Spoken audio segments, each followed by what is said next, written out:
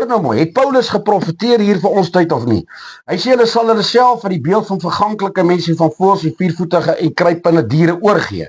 Hy sê en daarom het God, nie hulle self nie, want die siege kan nie gestimuleer word nie.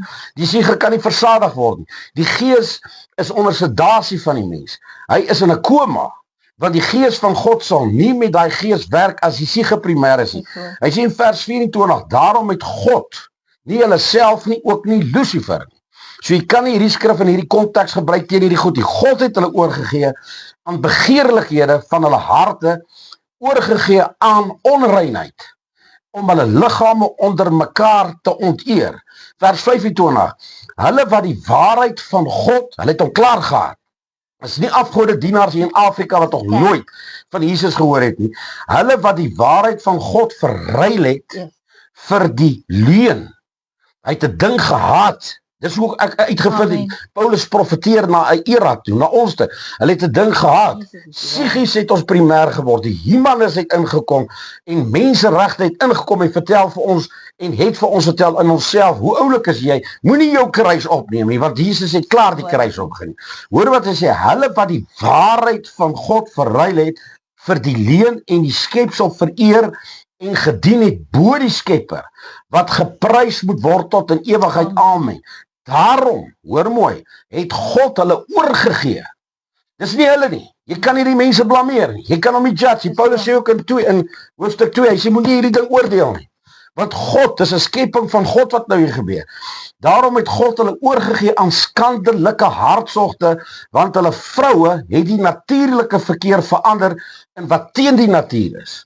En net so ook die manne die natuurlike verkeer met die vrou laat vaar en hulle in wellus, die wellus wat hulle vir die siege het, wat nie gestimuleer kan word, het God daai wellus laat opvlam. Hoor mooi, dis nie die mens nie, hy kan dit nie keer nie, hy kan nie help nie. En in hulle wellus teenoor mekaar ontbrand. Manne het met manne skandelike bedrywe en hulle self die noodwendige vergelding van hulle dwaling ontvang. En hy sê vroue ook met vroue. Ja, en nie so het ook die manne die natuurlike verkeer met die vrou laat vaar en hulle wellus teenoor mekaar ontbrand. Manne het met manne skandelike bedrywe en hulle self die noodwendige vergelding van hulle dwaling ontvang. En vandag praat ons van LGBTQ+, ons praat van woke, ons praat van elke ding en ek sê die staat, universiteite, skole en dan die wag, ons maak dit meer die agteruit, die kerk, om gehelp en om gedruk, want ons het psigies primêr geword en die siege kan jy nie stimuleer nie. Hoor baie mooi wat ek sê. Hy sê, en ek gaan die volgende een vat, 'n pastoor, is dit nou die bewys? Nee, hy gaan verder. Hy sê, en omdat hulle dit nie die moeite werd geag het om God in erkentenis te hou nie, het God hulle. Onthou, God is mos nou nie betrokke nie, want jy psigies primêr, jou sielkunde in my siege wêreld is nou belangrik.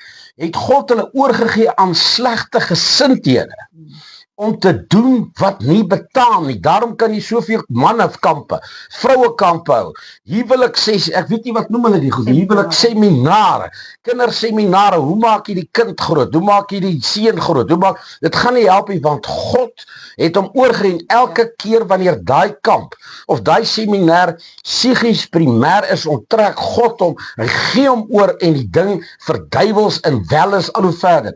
En hy sê hierdie ding, hy sê, en God het hulle oorgegee aan 'n slegte gesindheid om te doen wat nie betaam nie. Hoor nou, verder het God hulle oorgegee.